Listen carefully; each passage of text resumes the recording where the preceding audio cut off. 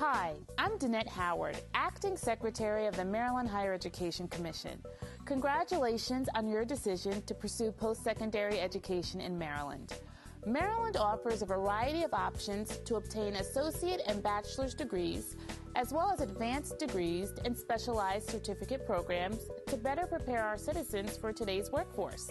The Maryland Higher Education Commission administers more than 20 financial aid programs to help ease the financial burden of this most important endeavor.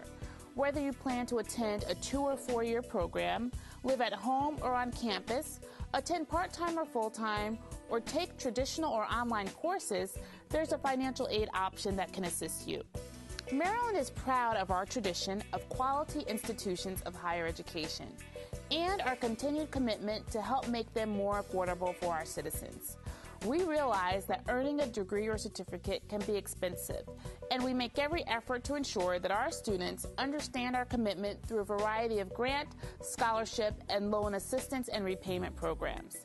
Last year, more than 200,000 Marylanders received over $700 million in federal and state grants, scholarships, loans, and employment assistance.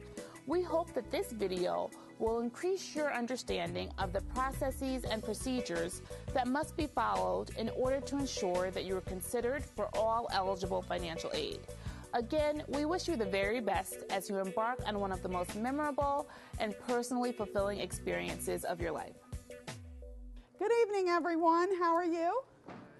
Again, my name is Penny Foster. I am from the Maryland Higher Education Commission, and we are the state agency that is responsible for distributing all of the financial aid awards in Maryland.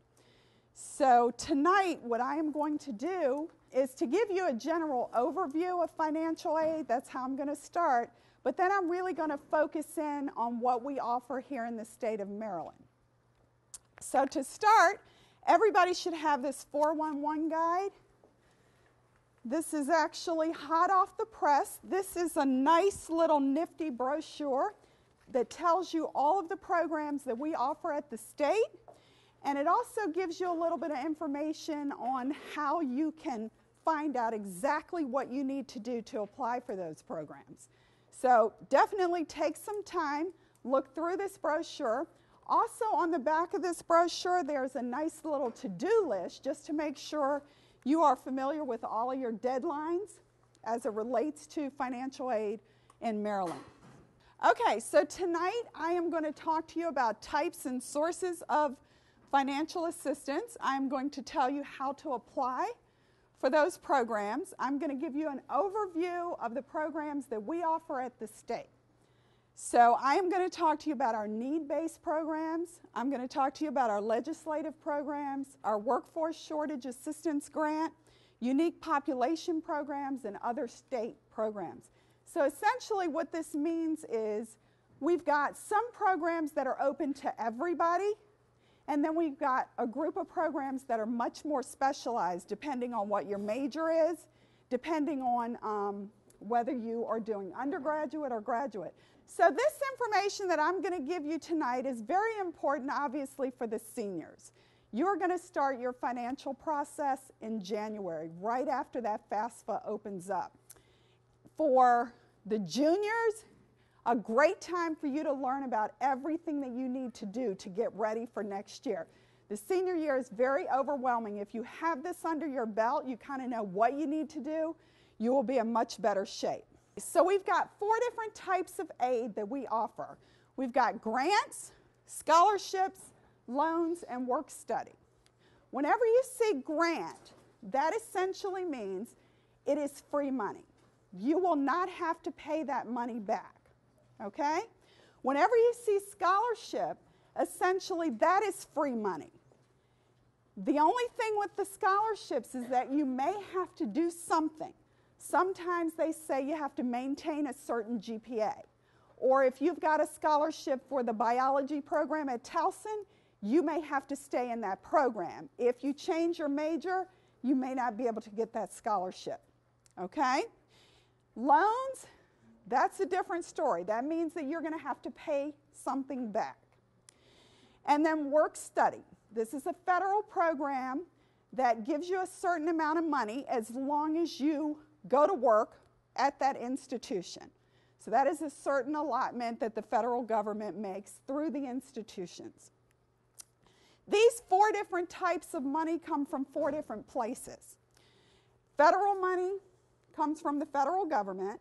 State, those are the programs for which we are responsible at the Maryland Higher Education Commission, and those programs are the programs that I am going to be primarily talking about tonight. Should you apply for those programs and receive an award, then you'll get the money for those. There are also institutional awards. So whatever colleges that you're thinking about applying to, they have their own pocket of money as well that they can award you. And then there are all kinds of private sources. And that means, you know, your local organizations, your churches, they may have scholarship programs for which you can apply as well.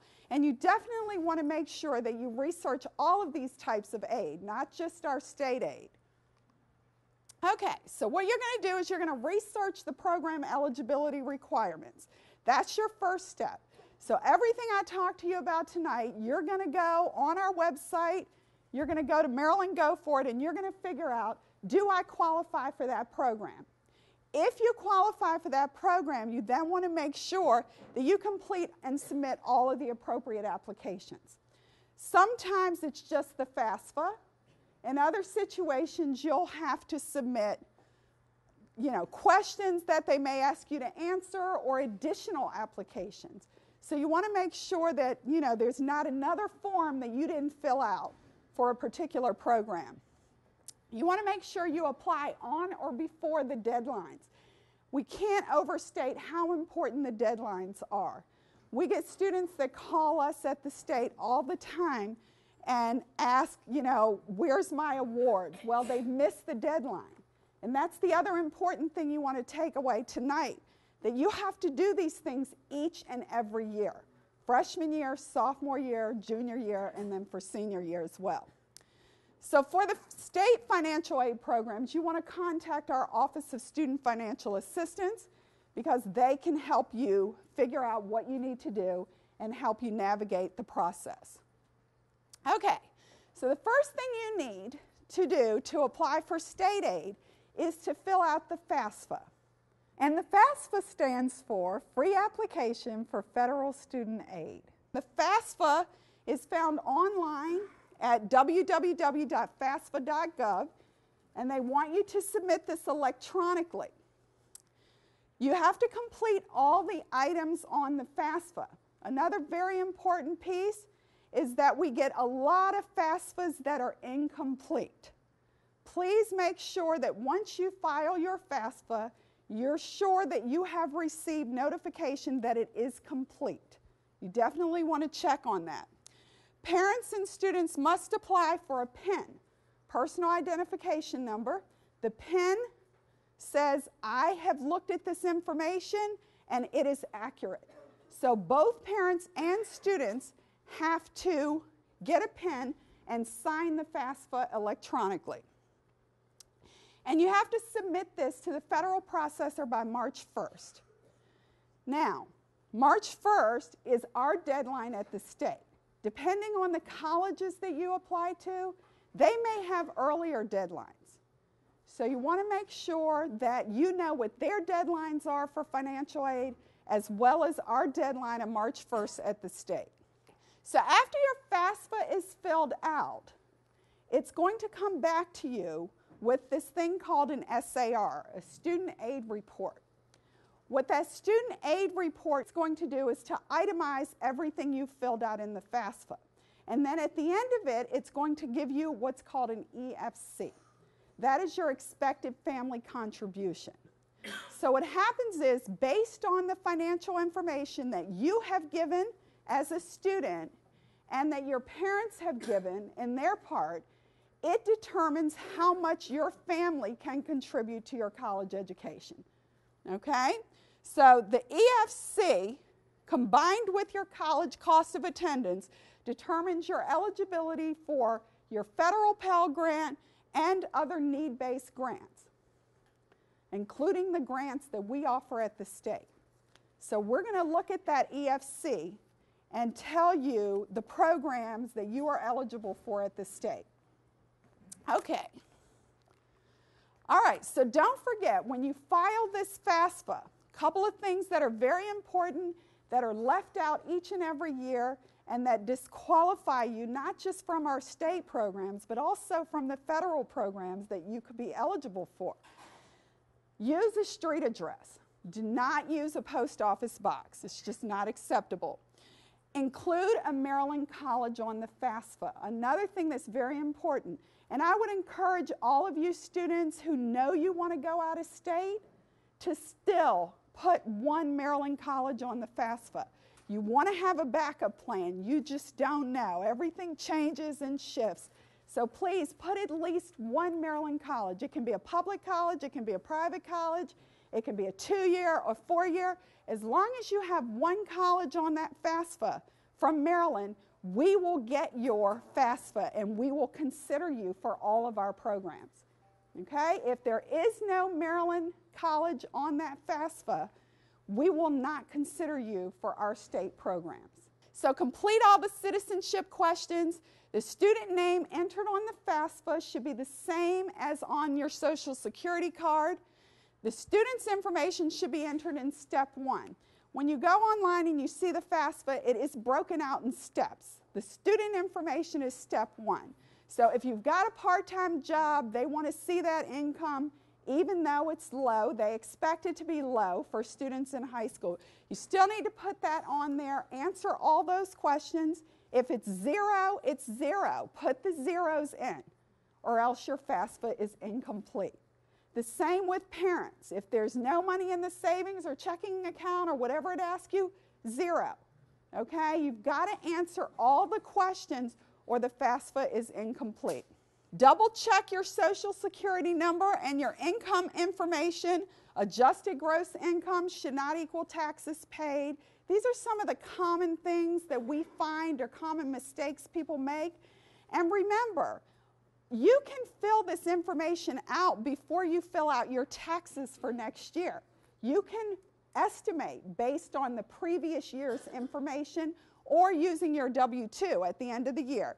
You just have to make sure that you get this filled out. You can always also fill out a corrected FAFSA and file that after. So if you're just way off the mark, resubmit the FAFSA. Fill out the correct information and resubmit it. Again, both you and your parents must apply for that PIN. Both of you have to electronically sign, so make sure you both get the PIN.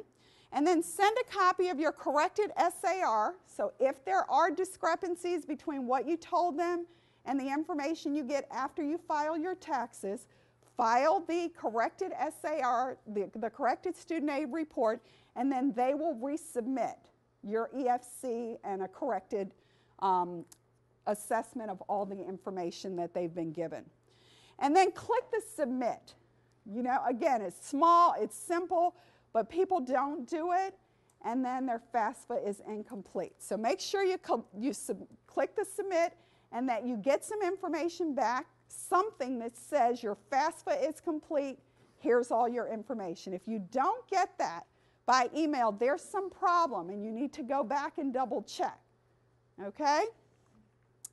All right, so cost of attendance. This is one of the things you really want to pay attention to as you pick the schools that you want to apply to. The cost of attendance is tuition and fees, room and board, books and supplies, transportation, and personal expenses. So it's all those things. It's not just tuition and fees. Now, again, there's going to be a place on that school's website that talks about tuition and fees. You want to hone in on the part that says cost of attendance, because that's the real cost of attending that institution. There are so many incidental expenses, there's transportation, there's all kind of stuff you're going to need. So you want to really pay attention to that figure and not just tuition and fees. Okay, so cost of attendance minus your EFC, minus your Pell Grant, is what determines your financial need, okay? So what we're going to look at when we begin to qualify you for state aid is that need number. What is left, okay? We'll know that based on your FAFSA, the federal government is going to give you this amount of money, right? We will know what your EFC is, and we will use all of those figures to determine your need. And from there, we figure out how we can help you, how we can help bridge that gap between what the college costs and what you can pay. So this is our biggest grant program. This is called the Howard P. Rowlings program. It has two parts to it. There's an educational assistance grant and a guaranteed access grant. And again, grant means totally free. So if you get awarded one of these programs, one of these grants, it means that you do not have to pay this money back. Also, there's a part-time grant here. We do allot a certain amount of money that we send out directly to the schools to help part-time students. Most of our aid is geared toward full-time undergraduate students, but we do have this small pot that the institutions award. Okay, so the Howard P. Rowlings, the first grant is called the Educational Assistance Grant. Those are the range. You can get anywhere from a $400 award up to a $3,000 award per year. OSFA will electronically receive FAFSA information if submitted on time.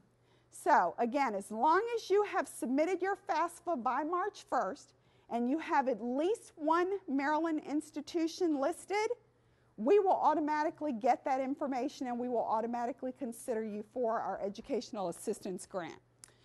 Students must demonstrate financial need. Based on the formula I just told you in the previous slide, you definitely need to have something in that need category. From there, students with the greatest need, right, we award first, and then students with lesser need get awarded after that. Students must enroll as full-time, degree-seeking undergraduates at a 2-year or 4-year institution in Maryland. And parents and students must be Maryland residents. That is pretty standard across all of our programs. That same language, you must be residents of Maryland, and you must be full-time, degree-seeking undergraduate students, with the exception of some of those special programs and the part-time grant awarding that we do. Our programs are designed for citizens of Maryland that elect to go to Maryland institutions.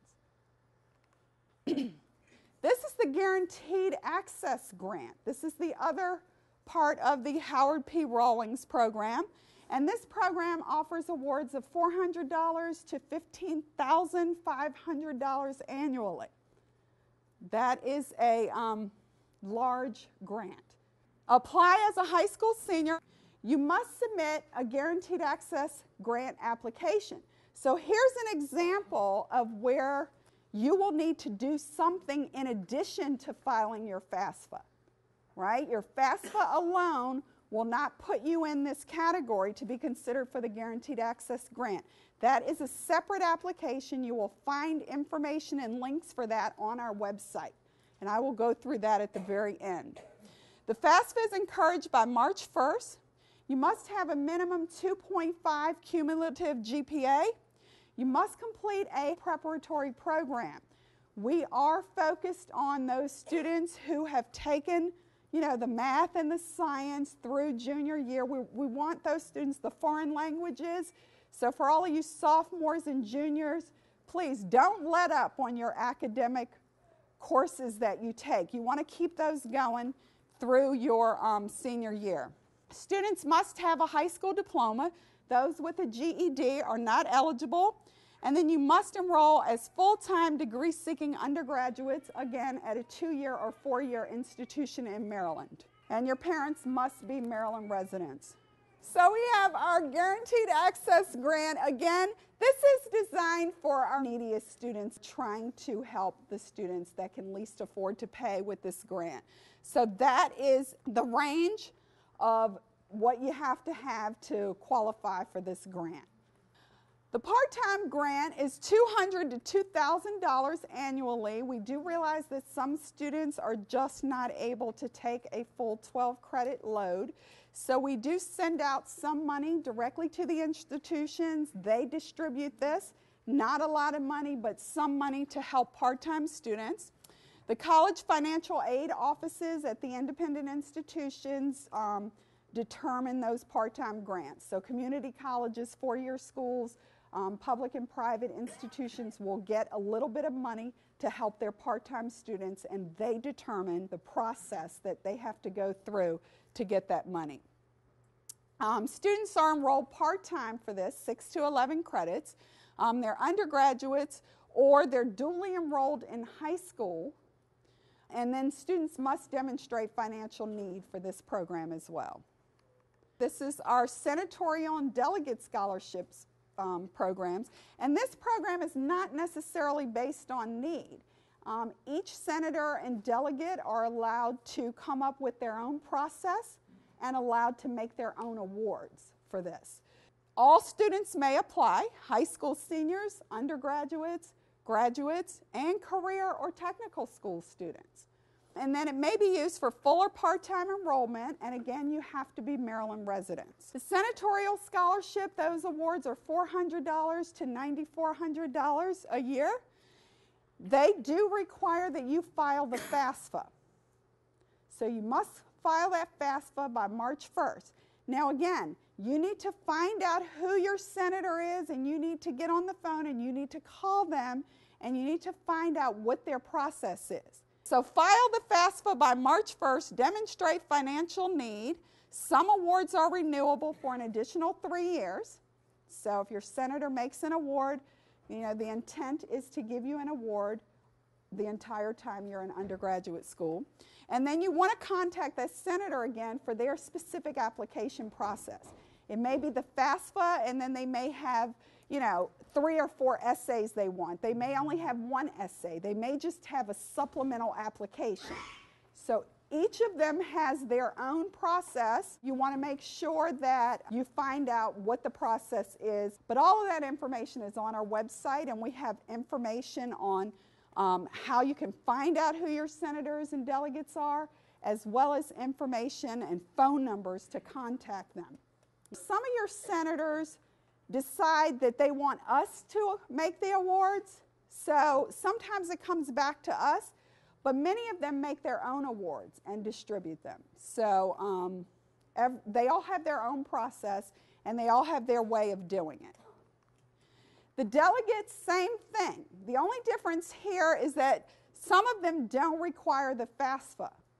So you need to contact your delegate again, find out what they need from you. Again, they're probably going to have something they want, whether it's an additional application or, for you to answer some questions for them to make their determination as to how much they want to award you. But again, totally not necessarily need-based. It just depends on who your delegates are and what is important to them. I mean, if they, feel like they want to, really focus on environmental majors this year, it could be that those are the majors that get most of their awards. I mean, they can have any process they want, okay? So delegates have the option to award again, and sometimes it comes back to us, and the FAFSA may not be required. Here's the unique major clause that we have. This is the only circumstance under which we will let you take our awards out of the state of Maryland.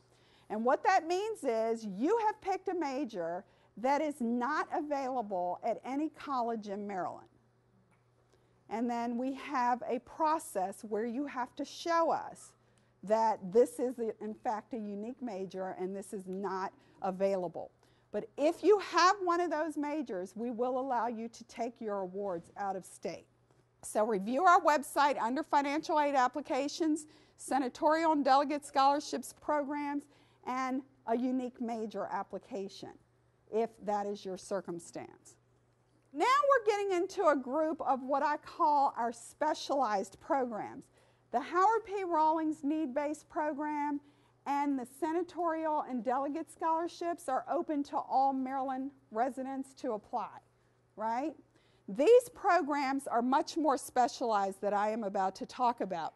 The Charles W. Riley Fire and Emergency Medical Services Tuition Reimbursement Program is for active career or volunteer firefighters. So if that is something that you're thinking about doing or you are presently doing, then you definitely want to go onto our website and find out what you need to do to apply for this program.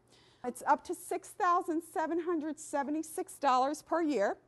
You must agree to serve a Maryland community as a career or volunteer firefighter or ambulance and rescue squad member while you take your college courses. And you must serve for 1 year after you complete your program.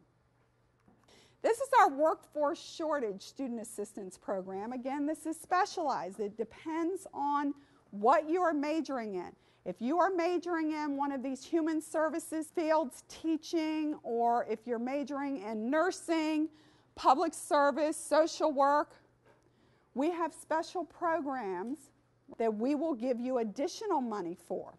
Now again, this has a separate application, so if one of these fields are what you intend to major in, you definitely want to go on and read about our workforce shortage grant. They require recipients to agree to work in certain fields in the state of Maryland in order to receive this award. Programs are available for a variety of academic majors or degrees at the undergraduate or graduate level, as well as full-time or part-time study.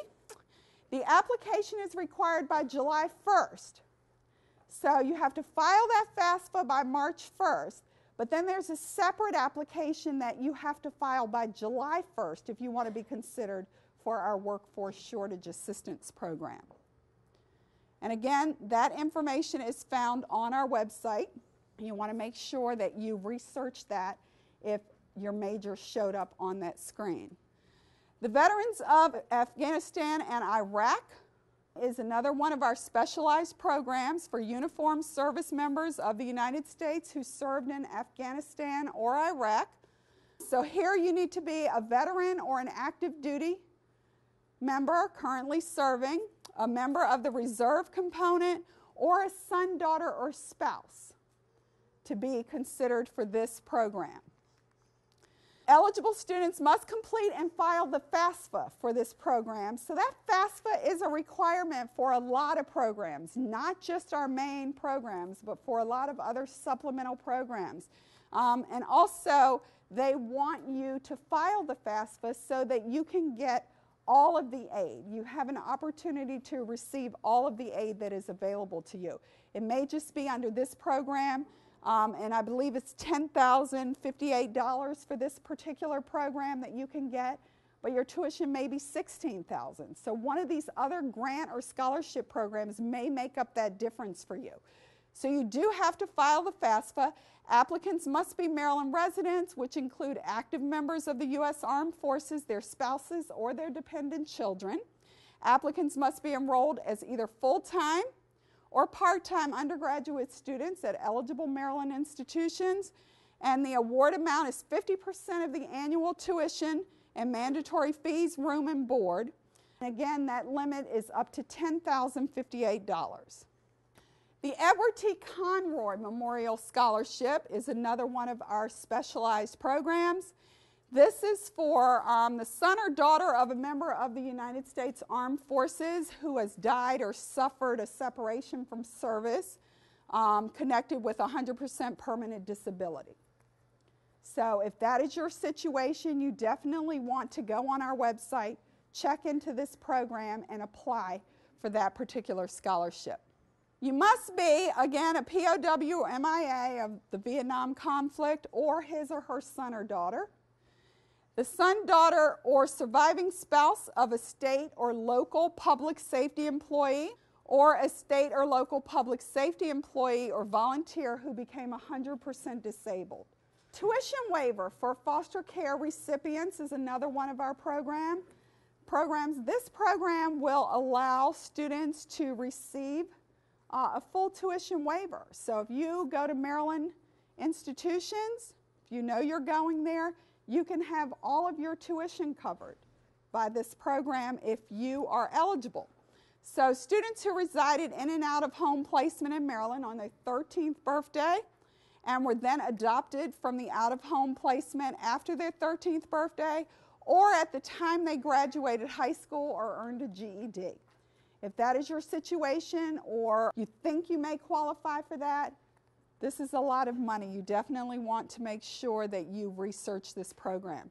Graduate and professional scholarships. So after you complete your degree, we still give money for programs depending on what your major is and where you want to go to graduate school.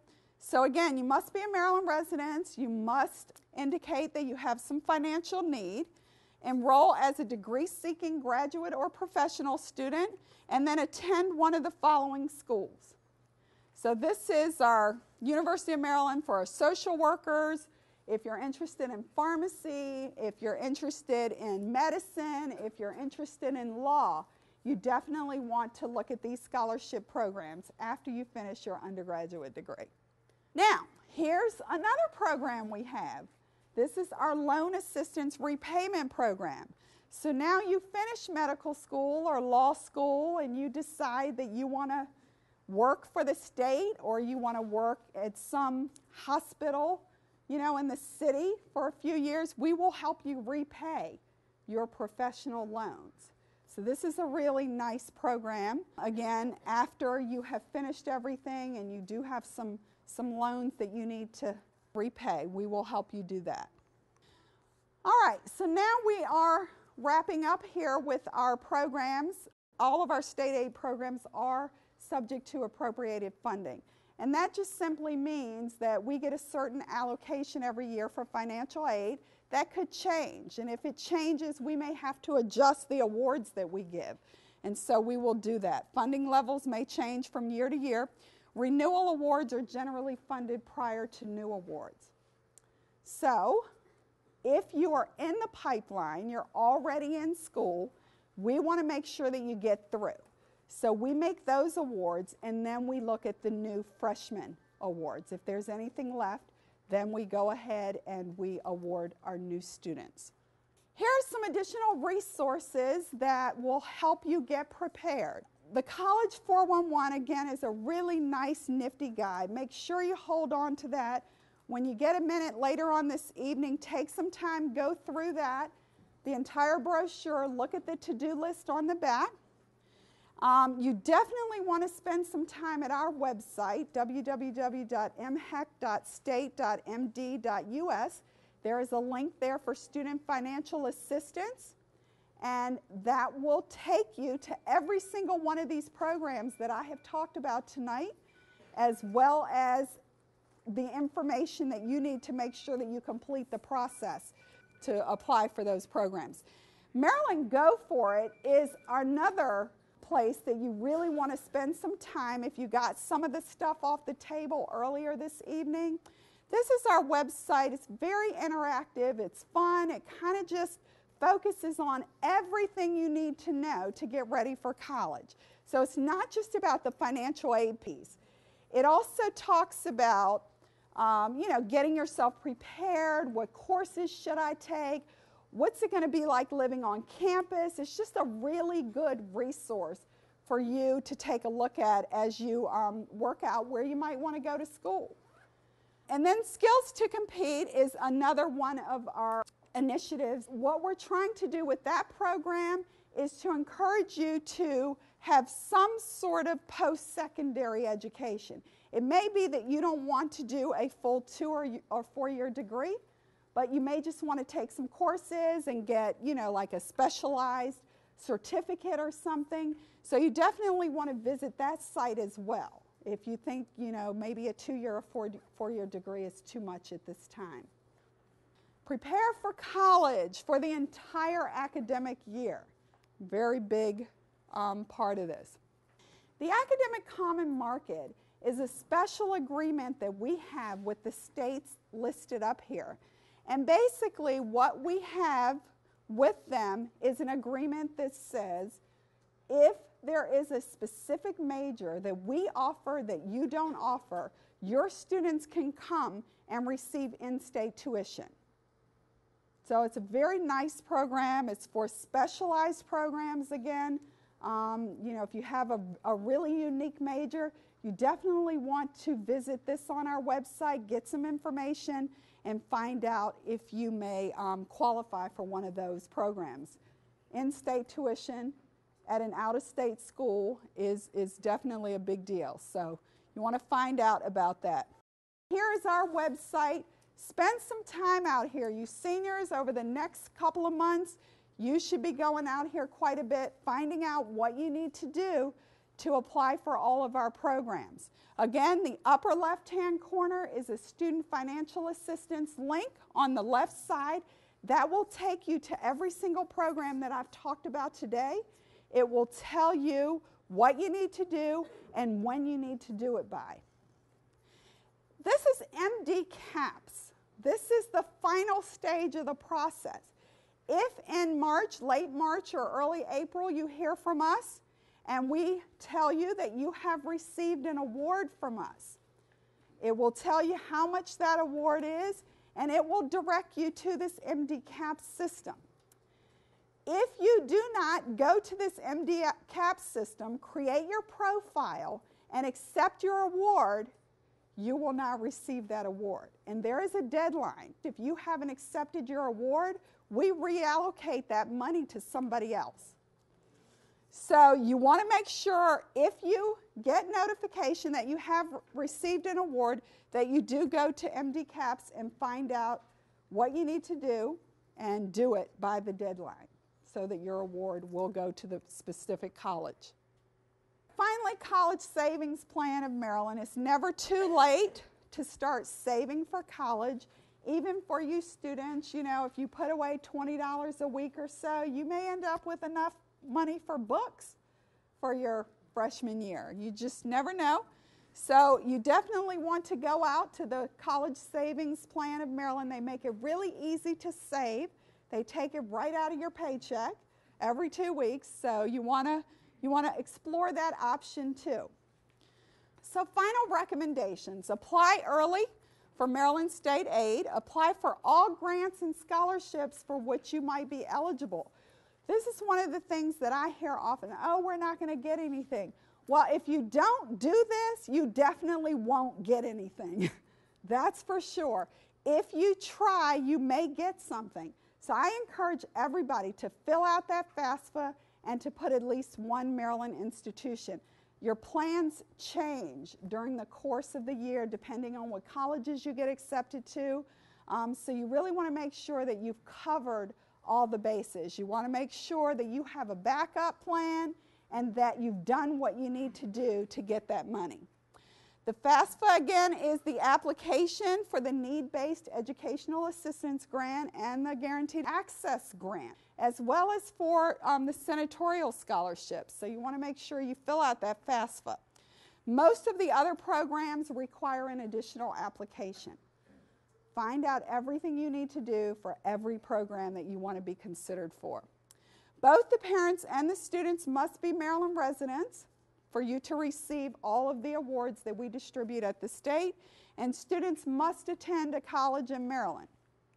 And then finally, seek advice from the college financial aid offices. It could be that they have an additional pocket of money that you don't know about. Maybe they're trying to increase their architecture majors. For example, they may have special scholarships.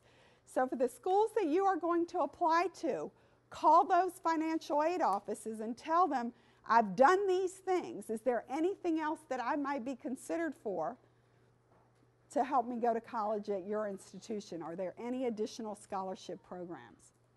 So here's our information, the Office of Student Financial Assistance. We are certainly happy to help you navigate this process. I know it's overwhelming. There's a lot of things that you've heard about.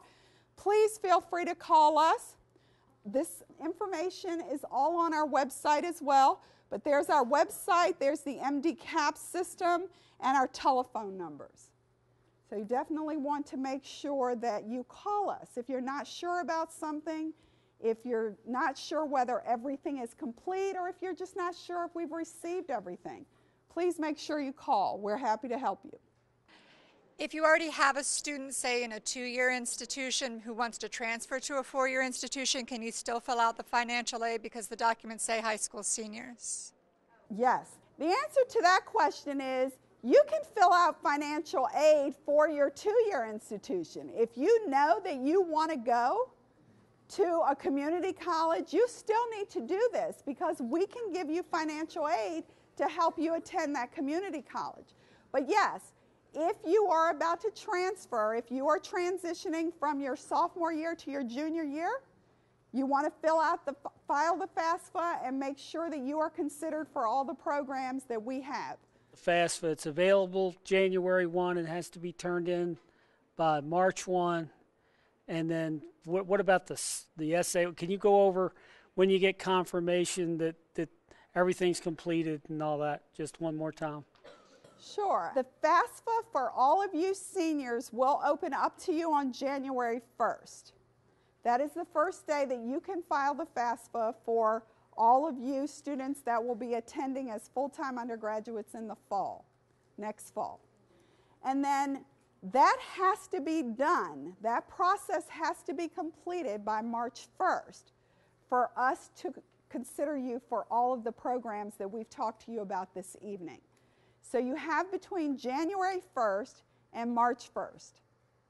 And again, if you have not filed your taxes by then, you can always correct and resubmit.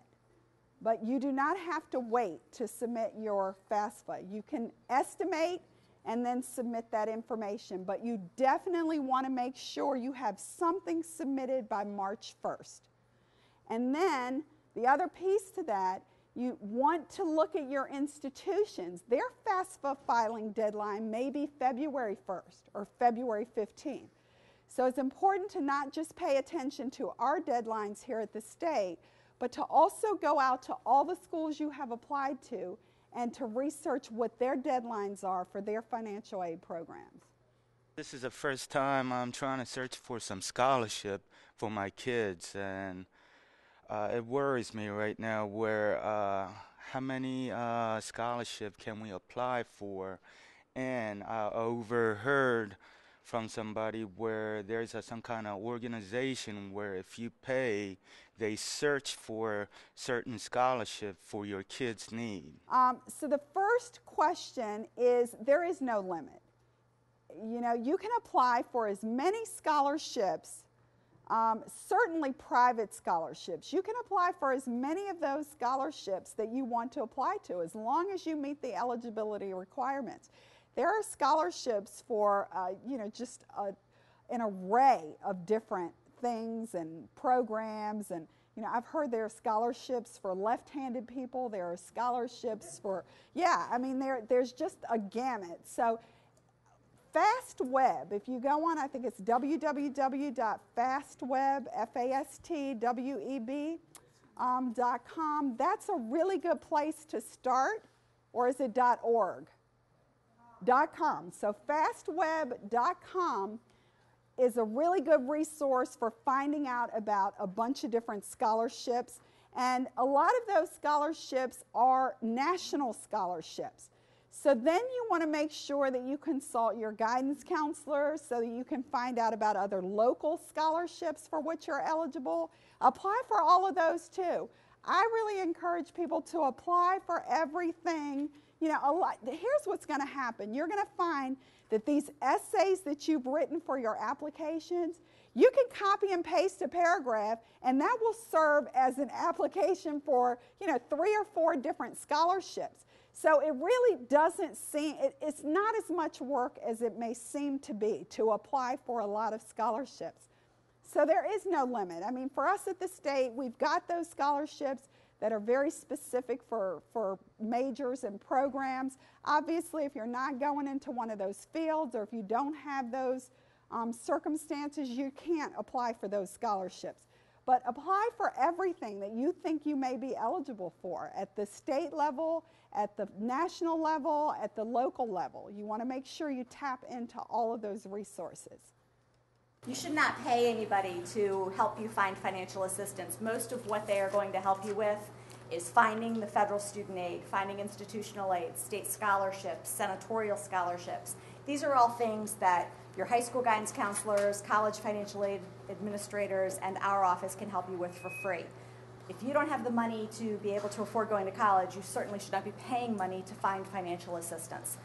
That's what we do, and you should contact us. I have a previous PIN number from another child. Can I use that PIN number for FAFSA, or do I need to create a new number? Yes, you do not. You're the parent of more than one child. You do not have to create a new PIN. You just use that same PIN for all of your students. Your new student will have to create a PIN. Will have to apply for a PIN, but yours will go, and they'll generally pull that information right into this year's FAFSA from, all of that standard information that you had to put in, that will come in automatically. So it will help you. My daughter resides with me in the state of Maryland and always has, but her father resides in the state of Virginia. Does that disqualify for her? If she files the FAFSA with you as the guardian, so I'm assuming there's a divorce or separation, your information is what's important because she lives with you, so she's a Maryland resident. If she lives with her father in another state, then she would not be considered a Maryland resident unless there's some sort of military orders involved. So yes. And then one more piece to that question, for that profile again, they will require both parts. They will require the custodial parent's information and the non-custodial parent's information. So if you apply to one of those private institutions that require that, she will have to submit both parents' information. I haven't applied on the FAFSA yet, so you had mentioned it requires you to put down the cost of attendance, and it determines your estimated family contribution. If you're applying for several schools that have different costs of attendance, how do you know what your estimated family contribution is? And the answer to that question is no. The cost of attendance is just something you as a parent and your student want to find out, because that's the real cost of attending that school. All you're going to put on the FAFSA is essentially your information and the colleges that you are interested in going to. Cost of attendance is not part of the FAFSA. It is the institutional amount, or it's what the government will look at as they're making their awards, but it's not part of what you need to put on the FAFSA. For a custodial parent who is remarried, when they consider the income, do they consider the income of the step-parent as well? And is there any benefit for married filing separately in terms of your income to clarify the income for the family? Yes, the step-parent's information has to be included on the FAFSA. The step-parent is part of that family, so part of the family income. Mm-hmm. Even if you have some sort of personal arrangement that the step-parent won't pay for the student's college, it still must be included as part of the family income. And I don't know enough about taxes to give an answer about the benefits of married filing separately, but certainly in terms of the FAFSA, there's no benefit. I had a question about military families. Are we exempt, or can we qualify for these scholarships too because of residency? Yes. Absolutely. If you're a Maryland resident who is stationed elsewhere, you're still considered a Maryland resident. Or if you're another state resident that is stationed in Maryland, you can be considered as a Maryland resident. But if you're another state resident that is stationed in D.C. or Virginia, even if you live in Maryland, you're not a Maryland resident. So you must actually be stationed in Maryland or have Maryland be your home state. But yes, we would consider you as if you were like any other Maryland resident.